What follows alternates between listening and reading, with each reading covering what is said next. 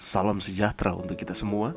Pelajaran Sekolah Sahabat dengan tema utama Misi Allah, Misi Saya. Pelajaran ketiga, Panggilan Allah untuk Misi. Kamis, 19 Oktober. Mulailah di tempat mana engkau berada.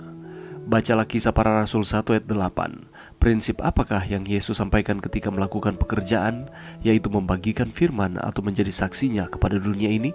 Ini adalah prinsip yang ditetapkan oleh Yesus yang menunjukkan kepada kita bagaimana kita harus bertindak seperti murid-muridnya yang memiliki kabar baik untuk dibagikan kepada orang lain. Membagikan kebenaran bukan tentang bagaimana meyakinkan orang-orang betapa bersalahnya mereka, tetapi tentang Yesus sebagaimana yang digambarkan dalam pekabaran 3 malaikat dalam Wahyu 14 ayat 6-12. Namun, ada beberapa prinsip dalam kata-kata Yesus yang disebutkan dalam Kisah Para Rasul 1 ayat 8. Yang pertama, kamu akan menjadi saksiku di Yerusalem, sebagaimana kita telah lihat.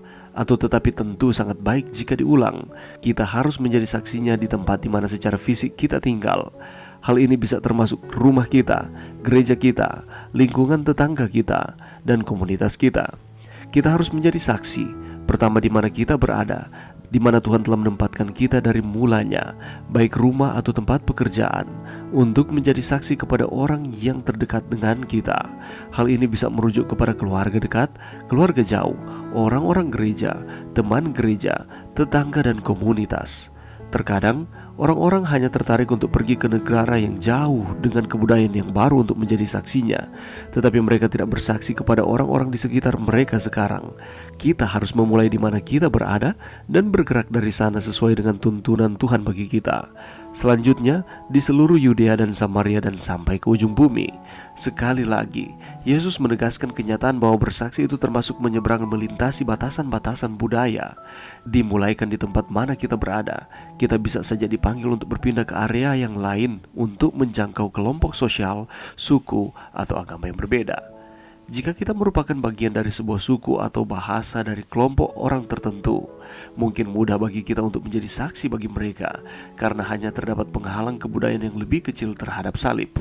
Di beberapa tempat di dunia ini, hanya terdapat satu keluarga besar atau suku yang menjadi wakil dalam membentuk satu gereja. Tetapi amanat agung Yesus memberitahukan kepada kita bahwa sebagai saksi-saksinya, keluar dari zona nyaman kita dan menginvestasikan sumber daya kita bagi kelompok-kelompok orang seperti di atas itu adalah penting.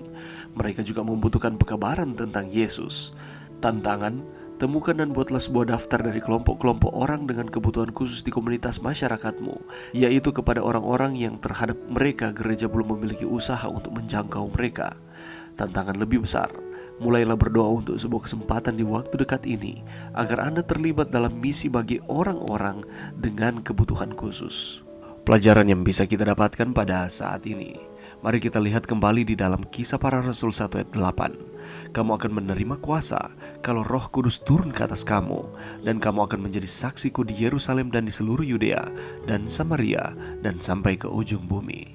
Saudaraku, kita seharusnya bersyukur dan berterima kasih kepada Tuhan setiap saat di dalam setiap kehidupan kita, oleh karena kehidupan yang Allah berikan kepada kita, dan ini adalah semata-mata oleh karena anugerah Tuhan.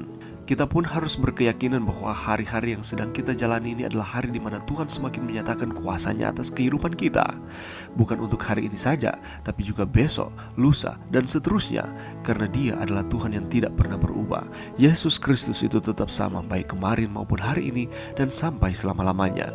Dia juga adalah Tuhan yang tidak pernah lelah dan berhenti menuntun, menopang, bahkan menggendong kita. Ketika Yesus hendak menyelesaikan akan pekerjaannya di dunia ini, Dia berkata kepada murid-muridnya yang saat itu sedang mengalami kerisauan maupun kesedihan karena harus ditinggalkan. Yesus katakan bahwa janganlah kamu khawatir, aku akan memberikan kepadamu penolong yang lain, yakni siapa? Roh Kudus. Roh Kudus berperan aktif di sepanjang kehidupan kita di akhir zaman ini. Oleh kuasa Roh Kudus yang tinggal di dalam kita dan memenuhi kehidupan kita, kita dituntun kepada suatu kehidupan yang semakin hari akan semakin luar biasa. Bersama dengan Roh Kudus, kita yang lemah dikuatkan, yang putus asa dibangkitkan semangatnya lagi, yang merasa tidak berarti dibuatnya menjadi berharga di mata Tuhan.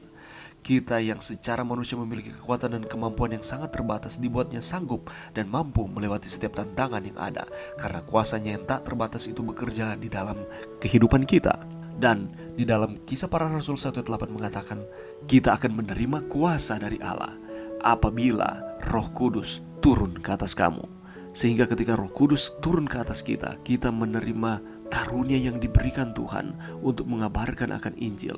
Oleh karena itu di dalam Kisah Para Rasul 1:8 di sana dikatakan sekali lagi pelajaran ini diulangi bahwa kita harus menjadi saksi Tuhan di Yerusalem. Yerusalem adalah tempat terdekat kita.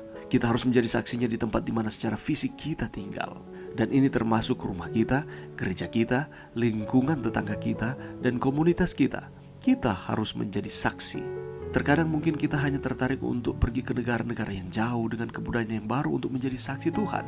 Tetapi kita harus memulaikan di mana kita berada dan bergerak dari sana sesuai dengan tuntunan Tuhan bagi kita. Di mana itu ialah di tempat terdekat kita, di tempat kita tinggal, di sekitar kita, di tetangga-tetangga kita. Selanjutnya baru di seluruh Yudea dan Samaria dan bahkan sampai ke ujung bumi. Firman Tuhan mengatakan bahwa amanat agung Yesus memberitahukan kepada kita bahwa sebagai saksi-saksinya, kita harus keluar dari zona nyaman kita dan menginvestasikan sumber daya kita, talenta, kemampuan, karunia yang diberikan Allah kepada kita untuk sesama manusia.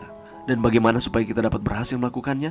Tidak mengandalkan akan pikiran ataupun diri kita sendiri terlepas dari tuntunan Tuhan. Tetapi kita harus menerima kuasa. Kita meminta Allah Roh Kudus hadir di dalam kehidupan kita, menguasai akan hati dan pikiran kita, sehingga kita dimampukan untuk mengabarkan kabar baik keselamatan, misi yang Allah percayakan kepada kita untuk kita sampaikan kepada setiap orang. Mari berdoa. Terima kasih Tuhan atas firman-Mu pada saat ini. Bantu kami Tuhan untuk kami dapat menjalankan misi yang Tuhan percayakan bagi kami, dimulaikan di tempat di mana kami berada. Ini doa kami Tuhan di dalam nama Yesus. Amin.